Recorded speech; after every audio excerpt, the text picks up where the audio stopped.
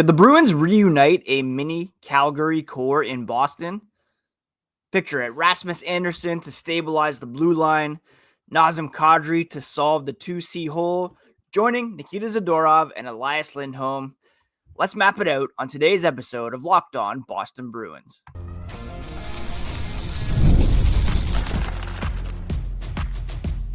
You're Locked On Bruins, your daily podcast on the Boston Bruins.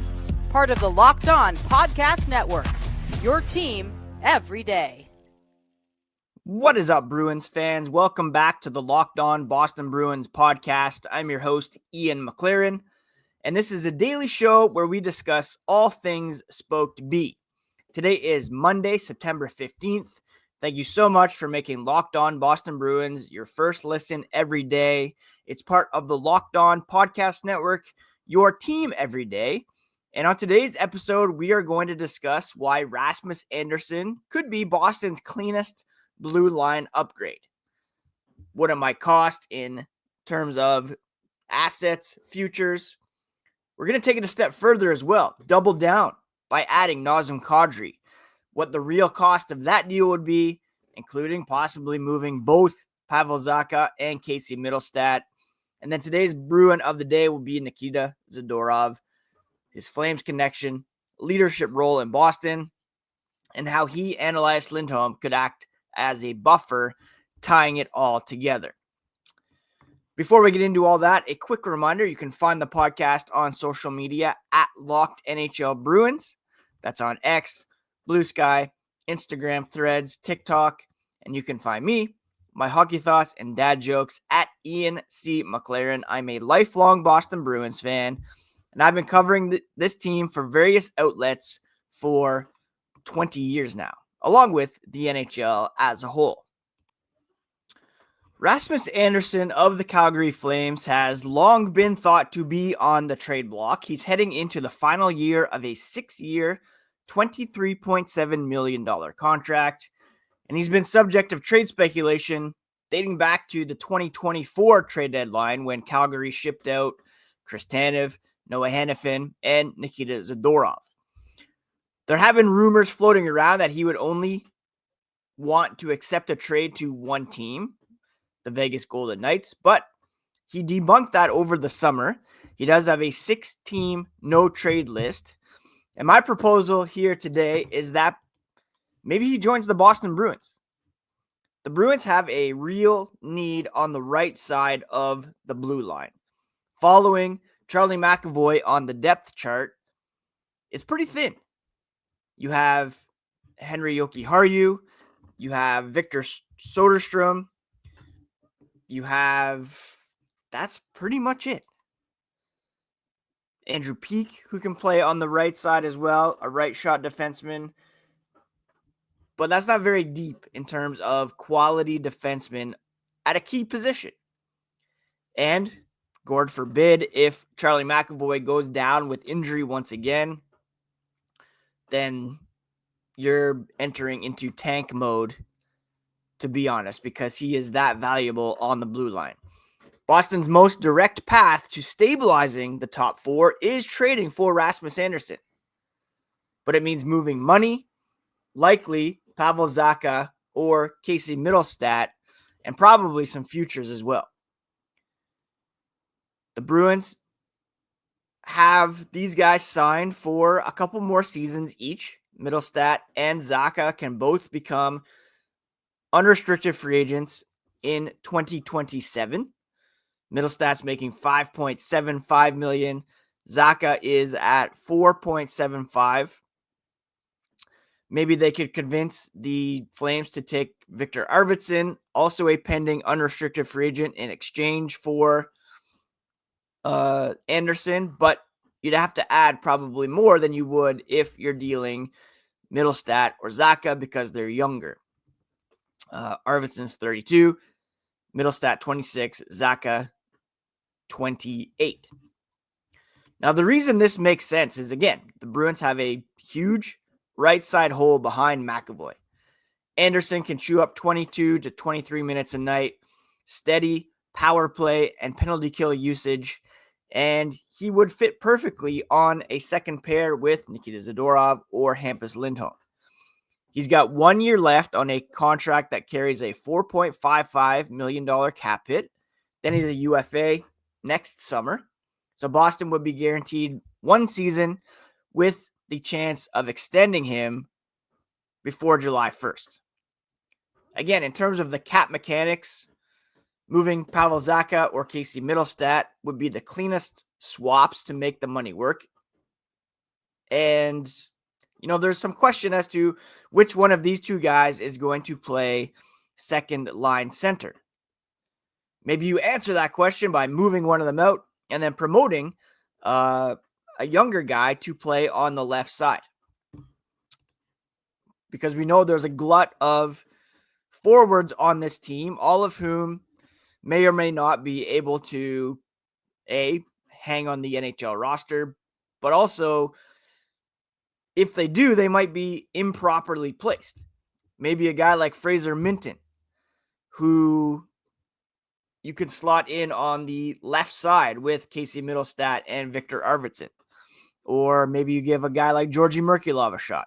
Matej Blumel up there on the second line. Like, there's options there. Fabian Lysell, perhaps. There are guys waiting in the wings on top of the guys that you signed this offseason, like Michael Eyssimont, Sean Corrali, Tanner Jeannot. Those guys can play in their spots, but maybe you give another player with some more upside the opportunity by moving out Zacha or Mittelstadt. You'd probably need an asset to get it done as well. Maybe a first or second round pick or a prospect. Calgary likely won't part with Andersson cheaply since he still has this whole season to offer. Now, there is the Calgary tie-in here. The Bruins do have Nikita Zadorov, Elias Lindholm, both of whom played with Andersson in Calgary. So there's that built-in familiarity that makes a potential transition smoother and the locker room fit stronger. The question is, do you spend assets for one guaranteed season of Andersson, or hold your futures and circle back in free agency in 2026?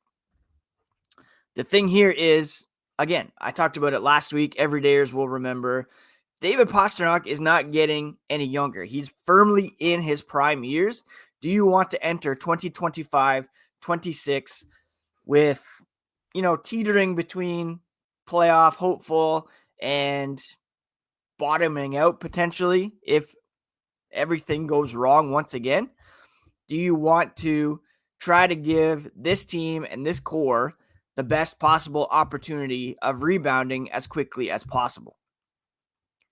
If Sweeney and Neely want defensive stability now, Andersson is kind of a surgical move. You're taking one part out and replacing it with another that could make your overall roster function better. He does come at a cost, likely one of those two centers, futures, and the risk that he walks next July. It's not so much Zacha or Mittelstadt that you're worried about giving up, although they do have 2 seasons of control versus 1 for Andersson, but it's potentially the futures that you're giving up with the risk that he walks next July. But perhaps if you bring him in with Elias Lindholm, Nikita Zadorov, maybe there's enough there to convince him to stay and to be part of the solution, as opposed to, wanting to see what is out there next summer on the open market. In terms of what he's capable of offering, it's pretty clear what a guy like Rasmus Andersson brings to the table. He was a second round pick in 2015. He's basically your Brandon Carlo replacement, who was also a second round pick in 2015, but with much more offensive upside. This is a guy who has a 50-point season on his resume, 4 goals, 46 assists back in 2021-22. He had 49 points the year after. He's had a couple down offensive seasons, 39 points in 23-24, only 31 points in 81 games last season. The Flames, however, were not very good as a whole, and there is much more upside in his game versus what we saw last year. And perhaps a reunion with Lindholm, Zadorov could be that boost. So I'm kind of all for this. You have this glut of guys at the top, not a glut, but you have questions about Zacha or Mittelstadt. They would be the cleanest swaps. They've been reportedly on the market, or people have been reaching out at the very least. If you want defensive stability, you take one of those forwards, add Andersson. And if you're adding Andersson, why stop there? Nazem Kadri's name is out there too. But the cost of a big-time Calgary reunion would go way up. We'll discuss that prospect here as the podcast continues.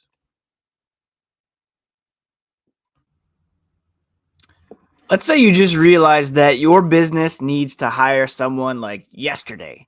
How can you find amazing candidates fast? It's actually pretty easy. Just use Indeed. When it comes to hiring, Indeed is all you need. Stop struggling to get your job post seen on other sites. Indeed's sponsored jobs put your post at the top of the page and help you reach the right candidates faster. I've been in that spot where the right hire is needed ASAP. The pressure's on. Every day without the right person is a setback.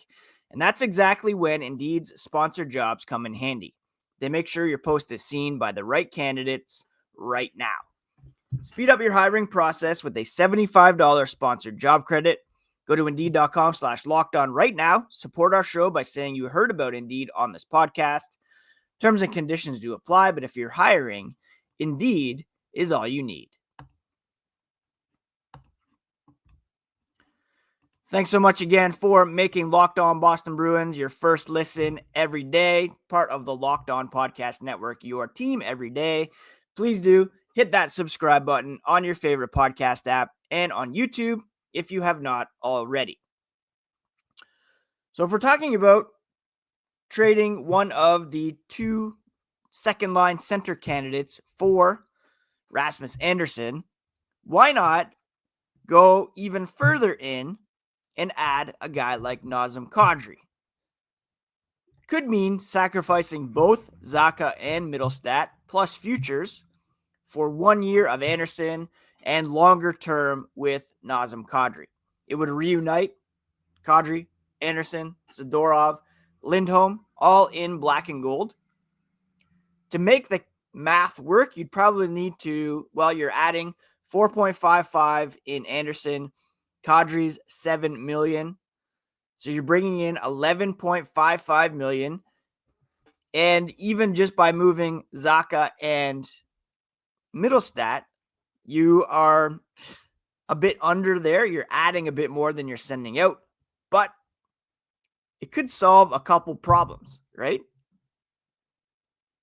Nazem Kadri is a legit second-line center for the Calgary Flames and would be for the Boston Bruins. He's actually their top scorer from this past season. He had 67 points in 82 games, including 35 goals this past season for the Calgary Flames. He would instantly be Boston's second best forward. He had 75 points in 82 games in 2023-24. He had 56 points in his first season with the Flames. Prior to that, 87 points in 71 games for the Colorado Avalanche, including 15 points in 16 games en route to a Stanley Cup win in 2022.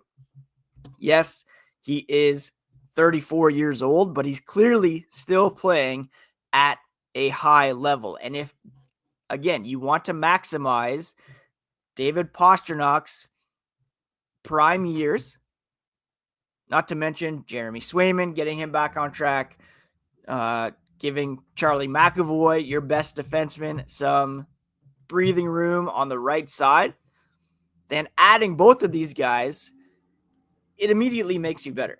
You put Nazem Kadri on your second line as your center, even the first line, perhaps with Pastrnak and Geeky, and then you put Lindholm down on the second line with Arvidsson and, say, Fraser Minton or somebody else who is a candidate to play left side big minutes for this team, you probably have a better shot than you do right now. Matej Blumel, perhaps on the left side, give him an opportunity. Fabian Lysell, maybe you have a line of Lysell, Arvidsson, Lindholm. I mean, it's pretty intriguing. Now, the cost, of course, you would be giving up Zacha and Mittelstadt, both of whom are, pretty valuable forwards and pretty decent contracts. Or maybe you decide, let's keep a Zacha or a Mittelstadt, and instead we send out Henry Jokiharju, who does have a modified no-trade clause, 8 teams on his no-trade list. Maybe Andrew Peat goes out to make up some of the difference, and you keep McAvoy, Andersson, Jokiharju with Jordan Harris as a depth option. It's probably preferable to keep one of Zacha and Mittelstadt in this kind of trade, just trying to make the money work a little bit. But the reality is, Rasmus Andersson would stabilize pair 2. He brings instant chemistry with Nikita Zadorov, or you could have, you could put Lindholm, McAvoy on the top pair, Zadorov, Andersson, and then Lohrei, Jokiharju. Maybe you probably want to mix that up where it's Lohrei, Andersson, or Lohrei, McAvoy, Hampus Lindholm with Rasmus Andersson, and then Zadorov and Jokiharju, because they had some pretty good chemistry last season. Nazem Kadri is a playoff-tested second-line center or even a first-line center on this team. He brings some bite. We all remember his history in the playoffs with Jake DeBrusk. He can take tough minutes, let Lindholm slide into a more flexible matchup. What Boston loses? Well, they would lose perhaps Casey Mittelstadt and or Pavel Zacha, along with maybe Andrew Peak or Henry Jokiharju, probably some picks and prospects as well. Maybe Calgary asks for a first or a second. Maybe they ask for a Matt Poitras or a Fabian Lysell. Those could be vital pieces if the team falters and need to pivot to sellers this upcoming season. Kadri's contract could age relatively poorly as he is 34 years old and he's got 4 seasons left. So that could handcuff the Bruins down the road. But at the same time, you look at where David Pastrnak is now. You add a guy like Nazem Kadri who could perfectly complement his game, bringing that fire, bringing that scoring, bringing proven track record as a Stanley Cup winner, something the Bruins don't really have on their roster anymore now that Brad Marchand is gone. Plus, you have Nikita Zadorov and Elias Lindholm as kind of the steadying presences here to kind of bridge the current Bruins core with this mini Flames core that you would be bringing in. Andersson alone, to me, makes a ton of sense. And that's something that the Bruins should very much consider. You lost Brandon Carlo as your second pairing defenseman at the trade deadline. Well, you didn't lose him. You traded him and gained Minton and a first-round pick. Andersson's comparable in terms of contract and has a much higher offensive upside as well. Could help with the power play. So that makes a ton of sense. I'd be all in on trading a Zacha or a Mittelstadt, maybe plus a mid-level prospect or a later round pick for Andersson. And by later round pick, I mean like a third, maybe a second. You have 4 first-round picks in the next 2 drafts. Be reluctant to deal one of those, but if it allows them to also add Nazem Kadri, he's a high-risk, high-cost swing. You're effectively trading 1 or 2 second-line players for 1 guaranteed year of Andersson, 4 expensive but probably productive years from Kadri. He's been very durable over the last couple years, putting up big numbers. If you believe this team can and should be competing right now, maybe you take that gamble. On the other hand, it could be a repeat of past mistakes. You're sacrificing part of your retool, mini rebuild by adding an aging veteran and a guy who could leave after 1 season. But it's a pretty bold proposition that Don Sweeney could at least consider here, because you have an opportunity to improve your team, to answer the second line center question immediately, to answer the depth problem you have on the right side.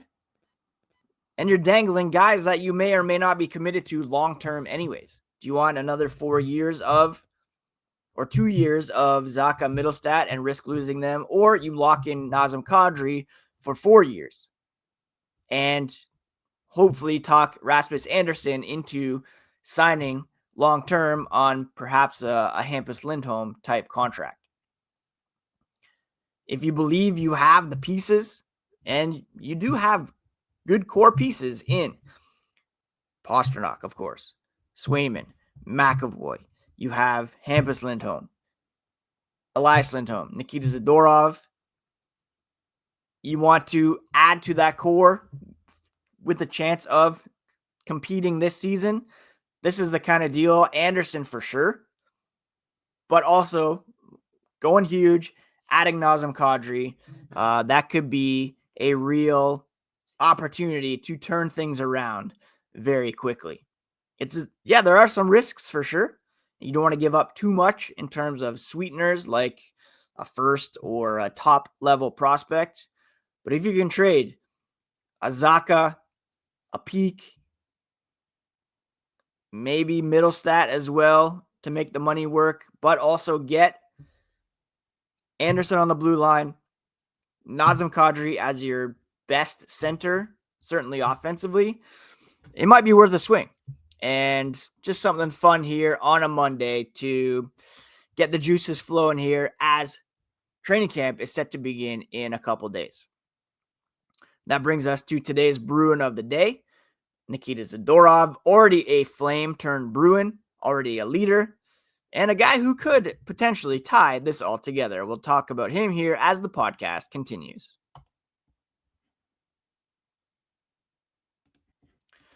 The NFL season is well underway, and FanDuel is making sure you're ready for each and every kickoff with a can't-miss offer. Right now, new customers can bet just $5, and if that bet wins, you'll get $300 in bonus bets to use across the app. People love using FanDuel because it fits however you like to bet. Player props, building a same-game parlay, even jumping in live as the action unfolds. It makes every game more exciting, whether you're watching your team or just keeping an eye on your fantasy lineup. It's quick, it's easy, and the best way to add a little more energy to your Sundays. So if you're ready to play, download the FanDuel app by visiting FanDuel.com. Get started. It's all available on FanDuel.com. So easy to use, quick, and the best way to add a little more energy to, your Monday Night Football coming up tonight. FanDuel.com. Place your first $5 bet, and if it hits, you'll get $300 in bonus bets.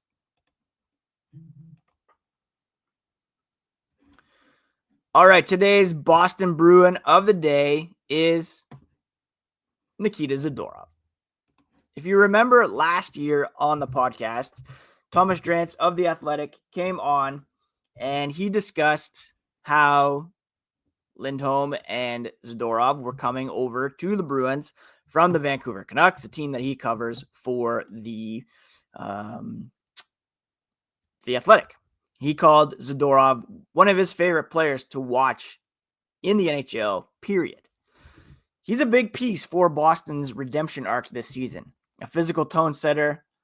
And talking about Andersson and Kadri, a guy who could ingratiate those guys into the lineup as a leader in the room alongside Elias Lindholm. He already has chemistry with Andersson from Calgary. You've got a plug-and-play second pair built in right there, or you put Lindholm with Andersson and keep Zadorov with Yoki Haru if he is the guy that's being kept over Andrew Peeke. Since arriving in Boston, he's become a voice in the room. He's got the size, he's got the swagger, and physical edge that sets a tone that Boston lacked in the past. With Tanner Jeannot coming in, hopefully some of that physical burden will be taken off. We won't see that rotating door in and out of the penalty box, and he can be a more stabilizing force as opposed to putting the Bruins behind on the penalty kill. That's going to be a huge thing this year. Can't have him leading the NHL in penalties once again. When it comes to the captaincy question, Zadorov's a bit of a wild card there. We all think it's coming down to Pastrnak versus McAvoy, but Zadorov was very outspoken down the stretch last season, and he brings a different brand of leadership. Again, he's much more, much more like direct and doesn't hold anything back. Not necessarily diplomatic when it comes to talking to the media. Perhaps Marco Sturm and company will kind of pinpoint that and let Zadorov take the heat while letting Pastrnak, McAvoy do their thing, both on and off the ice, but not with having that added responsibility.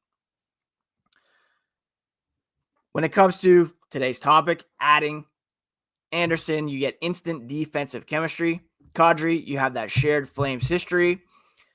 Lindholm's buffer makes integration smoother. Either way, if they pull off this move or not, likelihood is they won't, but it's still fun to talk about.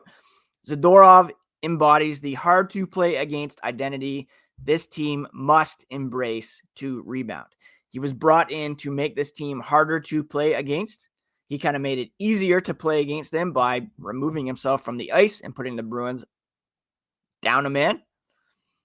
He needs to stay on the ice, keep that discipline in check, play big minutes, stabilize the penalty kill, and earn full trust from Marco Sturm, perhaps even as the next captain of this team. He's not just a former Flame. He's already one of Boston's most important players, love it or not. Whether or not Andersson or Kadri arrive, Zadorov's physical edge and leadership alongside Lindholm could be the backbone of Boston's return to competitiveness and relevance this coming season. He's a dark horse candidate as well to be your next captain, and that makes him today's Bruin of the day. Look, at the end of the day, the question for the Bruins is pretty simple. How much of the future are you willing to sacrifice to get back to playoff contention right now? Rasmus Andersson gives you one guaranteed season of stability at an area that is very thin in terms of depth. While Nazem Kadri would give you edge, but at a long-term cost. Nikita Zadorov, Elias Lindholm are already here, embracing the Bruins' identity. Zadorov especially embodying the physical, hard-to-play attitude that the Bruins desperately need. This mini Calgary core could help spark a redemption year, but the wrong gamble could leave the Bruins stuck in another repeat of last season. Let me know what you think. Hit me up on YouTube or on social media at Locked NHL Bruins, X, Blue Sky, Instagram, Threads, Twitter. Tomorrow on the podcast, we're going to dig into some more training camp storylines and get you ready for, the Bruins play an exhibition game in less than 1 week, folks. Like, we are really getting to it. The Bruins will take on the Washington Capitals at TD Garden on this coming Sunday. So get ready. It's all around the corner. If you have not yet subscribed to the podcast on your favorite app or on YouTube, please do so right now. And we'll be back tomorrow with a fresh episode. Also, check out the Locked On NHL podcast, where you can get all the league-wide stories from our local experts. It's all part of the Locked On Podcast Network, your favorite team every single day. Please do take care of yourselves, take care of each other, and we'll talk to you again here on the next episode of Locked On Boston Bruins.